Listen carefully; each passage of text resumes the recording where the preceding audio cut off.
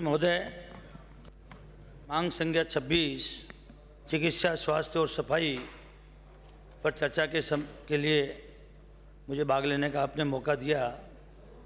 मैं सबसे पहले प्रदेश के मुख्यमंत्री जी का आभार प्रकट करना चाहूँगा। सभापति महोदय, मैंने मुख्यमंत्री जी के बजट भाषण पर मुझे बोलने का मौका दिया था।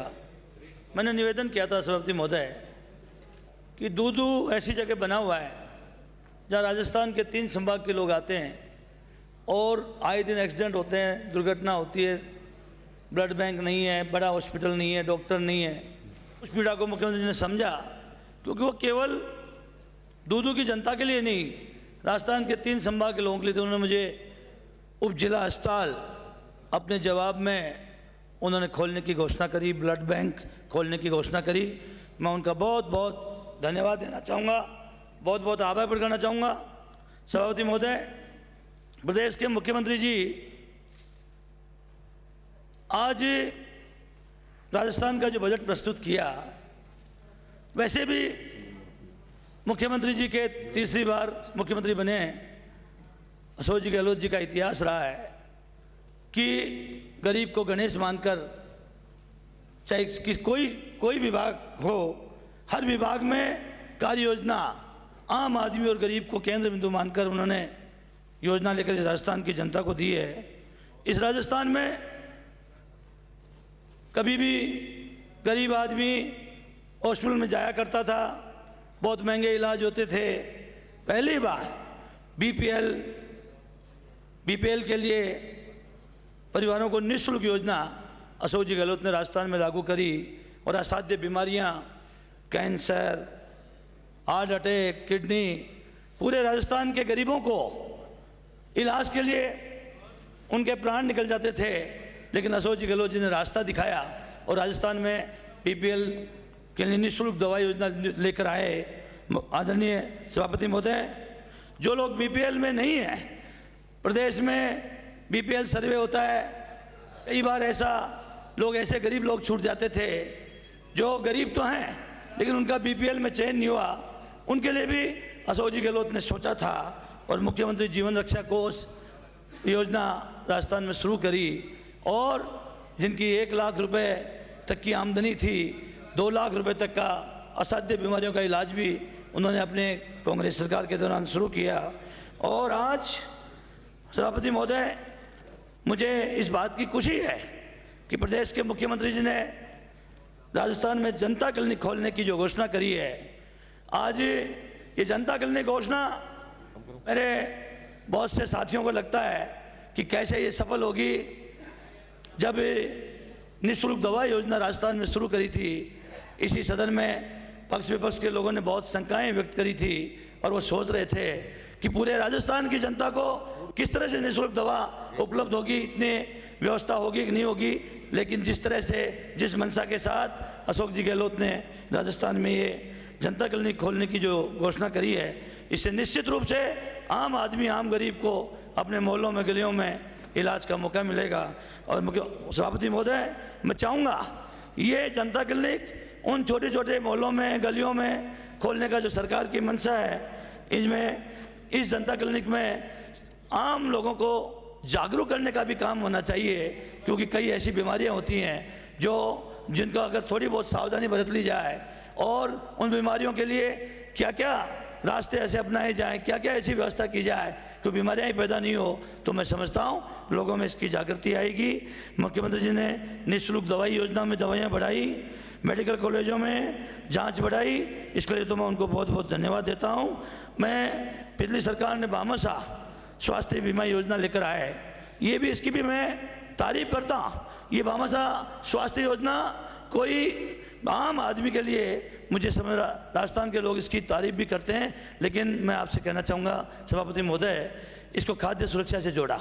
अब खाद्य सुरक्षा से जोड़ा, ये तो ये कि सरकारी कानून कायदे हो सकते हैं, लेकिन जिन लोगों का बेचारों का गेहूँ बंद हो गया और उन लोगों इस भामाशाह योजना से वंचित हो गए। गेहूँ किन लोगों का बंद होता है सभापति महोदय? गेहूँ जो गरीब आदमी हो, जिसको राशन का डीलर कहीं गेहूँ नहीं दे, कहीं उसकी पॉस मशीन नहीं चले, कहीं किसी का अंगूठा नहीं मिले, कहीं दुकान खुली नहीं हो, तो उस आदमी का कोई दोष नहीं है। उसने भामाशाह का अपने कार्ड बना दिया, लेकिन जिसका गेहूँ मिल रहा है उसी का इलाज होगा।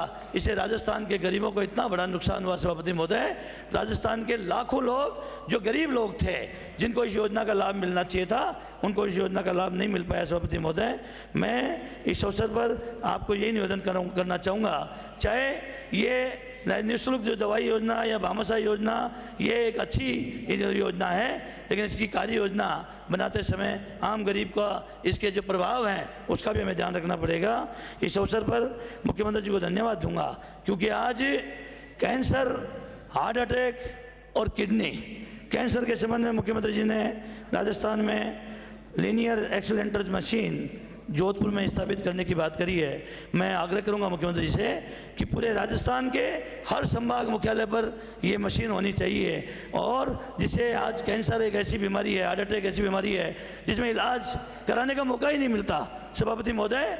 आज जवान लड़के जो इस बीमारी से पीड़ित होते हैं उनको इलाज कराने का अवसर ही नहीं मिलता है। मैं चाहूँगा राजस्थान में ये सरकार लोक कल्याणकारी सरकार है, और जब इतनी बड़ी योजना आम गरीब को केंद्र बिंदु बनाकर ये सरकार योजना लेकर आ रही है, पूरे राजस्थान की जनता की, पूरे राजस्थान के गरीबों की, इस आम आदमी की दवा निःशुल्क कर रही है, इसका अगर सही रूप में और तरह तरह की अन्य योजनाएं लेकर आ रहे हैं, ये जो आपने जांच मैंने निवेदन किया था सभापति महोदय, कैंसर, हार्ट अटैक और किडनी की जांच पूरे राजस्थान की जनता को, चाहे आप संभाग मुख्यालय पर करो, लेकिन साल में एक बार पूरे राजस्थान की जनता को ये आप अधिकार दो कि वो जब चाहे जब अपने शरीर की जांच कराएं।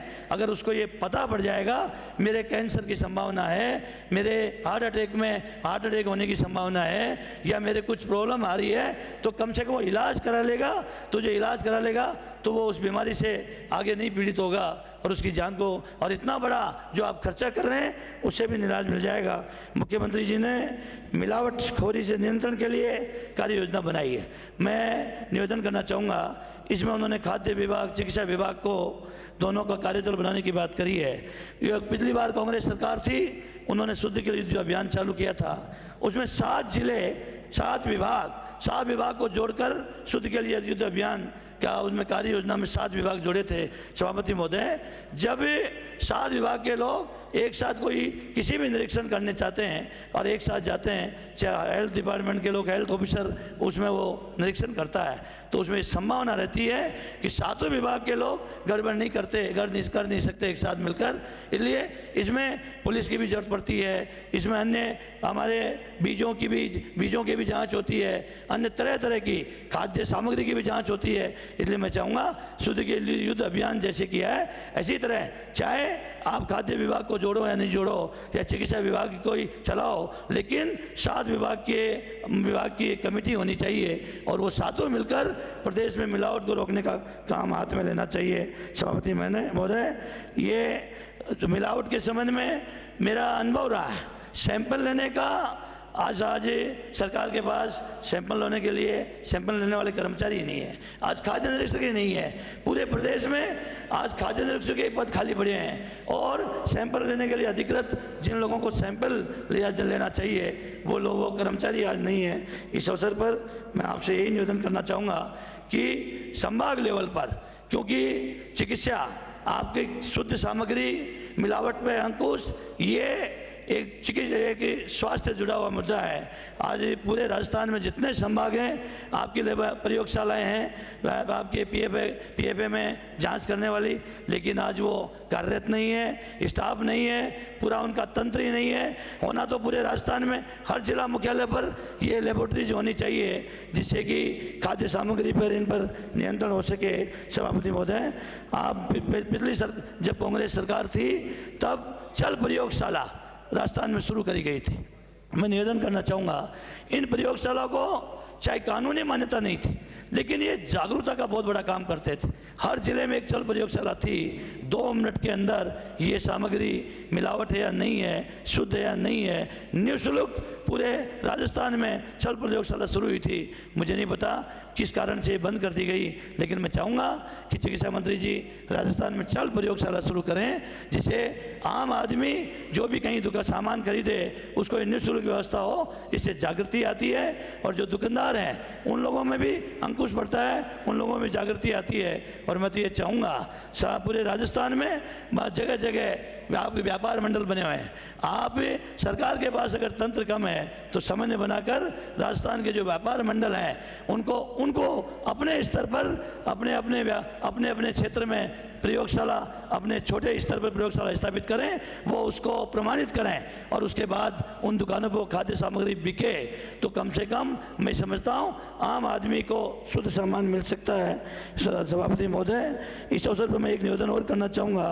स्वास्थ्य के प्रति जागरूकता के कार्यक्रम सरकार को हाथ में लेना चाहिए। ये टीकाकरण, संक्रमण रोग, ये मौसमी बीमारियाँ, ये जितने भी हैं, ये अगर समय पर सरकार अभियान चलाए तो बहुत सी बीमारियों से इस पर नियंत्रण मिल सकता है। सभापति महोदय, मैं आपसे निवेदन करना चाहूँगा कि जो वैसे तो इस बीमारी के संबंध में हमारे जो विद्यालय हैं, सरकारी विद्यालय हैं, चाहे हमारे सेकेंडरी तक से एजुकेशन हो, प्राइमरी तक एजुकेशन हो, अपने पाठ्यक्रमों में ये ऐसी बीमारियां जिनसे कैसे बचा जा सकता है, किन सावधानियों की जरूरत है, पाठ्यक्रमों में भी शामिल करना चाहिए, जिससे बच्चों में जागरूकता हो और बहुत सी बीमारियों से निजात मिल सकती है। सभापति महोदय, इस अवसर पर मैं आपसे एक ही निवेदन करना चाहूँगा कि ये जो पहले राज्य में बहुउद्देशीय कार्यकर्ता MPW, इनका बहुत बड़ा योगदान रहा है प्रदेश में, और चेचक, हैजा, प्लेग, मलेरिया और आपका मलेरिया को कंट्रोल, पोलियो के नियंत्रण के लिए बहुत बड़ी सफलता इस हमारे जो MPW के जो कार्यकर्ता हैं इन्होंने राजस्थान में साबित की थी। पिछले 3 साल से ये MPW के कार्यकर्ताओं की भर्ती बंद हो गई, तो इसके कारण आज गांव में संक्रमण बीमारियां, आज मलेरिया, पोलियो का ये जो जगह जगह बीमारियां फैलती हैं उसका लोगों में जागृति नहीं आती, जिसके कारण लोगों को बीमार होना पड़ता है। और इस अवसर पर मैं आपको एक निवेदन और करना चाहूँगा सभापति महोदय कि जिस तरह से ये जो CLG बैठक है, क्योंकि आज हमारे चिकित्सकों में और हमारे आम व्यक्तियों में जो मरीज है इनमें भी समन्वय और समझ की आवश्यकता है। CLG बैठकों में भी चिकित्सा विभाग को भी शामिल किया जाना चाहिए, जिससे उनका एक समन्वय बने और एक आपस में समन्वयता आए। ये मैं आपसे निवेदन करना चाहूँगा।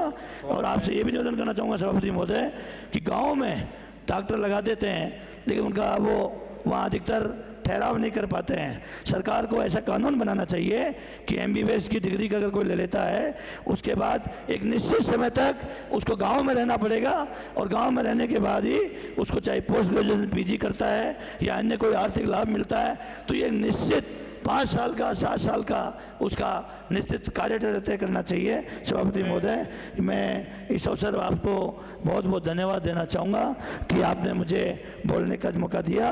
और मेरे क्षेत्र में फागी, वहाँ स्वास्थ्य CSC है, वहाँ की स्थिति बहुत ख़राब है, और CSCों पर जितने भी प्रदेश में CSC हैं वहाँ कोई न बेहोशी का डॉक्टर है, न कोई वहाँ आपके सर्जन है, न वहाँ पे आप फिजिशियन है। ऐसी बुरी हालत है, फिर CSCों का क्या मतलब है? ये CSC लगातार खुल रही हैं, वहाँ कोई आपका गायनो की कोई डॉक्टर नहीं है। अब जिस CSC में सभापति महोदय गायनो नहीं हो और बेहोशी का डॉक्टर नहीं हो और सर्जन नहीं हो, तो आप अंदाज़ा लगा सकते हैं उससे तो प्राथमिक स्वास्थ्य केंद्र ही बढ़िया है। तो इसलिए मैं चाहूँगा सरकार को अपनी कार्य योजना में कम से कम ये 3 तरह के डॉक्टर हर CSC में आवश्यक रूप से हों, और जो लोग लग भी जाते हैं प्रतिनियुक्ति के चक्कर में अपने अड़ंगे में, वहाँ से तत्काल आपके जय शहर में आ जाते हैं, उनका तनख्वाह वहाँ से उठाते हैं और वहाँ वो अपनी उपस्थिति दे देते हैं। मुझे आपने बोलने का अवसर दिया, मैं बहुत बहुत आपका धन्यवाद देता हूँ। आभारी हूँ। श्री ज्ञानचंद पारख।